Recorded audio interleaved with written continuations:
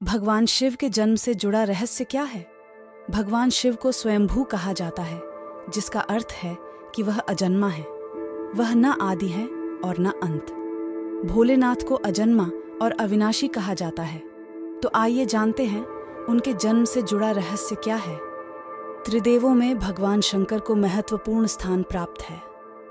भगवान ब्रह्मा सृजनकर्ता, भगवान विष्णु संरक्षक और भगवान शिव विनाशक की भूमिका निभाते हैं।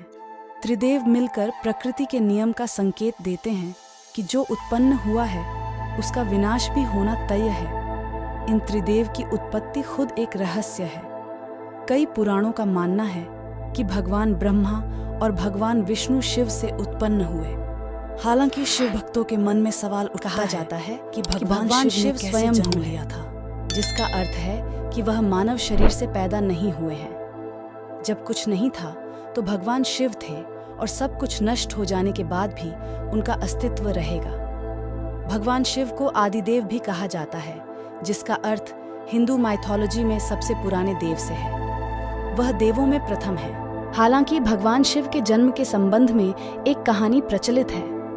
भगवान ब्रह्मा और भगवान विष्णु के बीच एक बार बहस हुई। दोनों खुद को सर्वश्रेष्ठ साबित करना चाह रहे थे। तभी एक रहस्यमयी खंभा दिखाई दिया। खंभे का ओर छोर दिखलाई नहीं पड़ रहा था।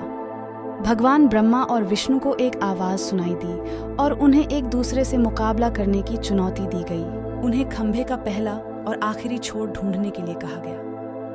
भगवान ब्रह्मा ने तुरंत एक पक्षी का रूप धारण किया और खंभे के ऊपरी हिस्से की खोज करने निकल पड़े।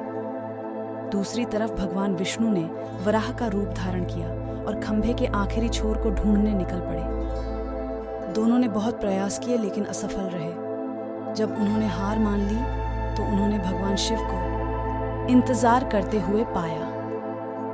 तब उन्हें एहसास हुआ कि ब्रह्मांड को एक सर्वोच्च शक्ति चला रही है, जो भगवान शिव ही है। खंभा प्रतीक रूप में भगवान शिव के कभी ना खत्म होने वाले स्वरूप को दर्शाता है।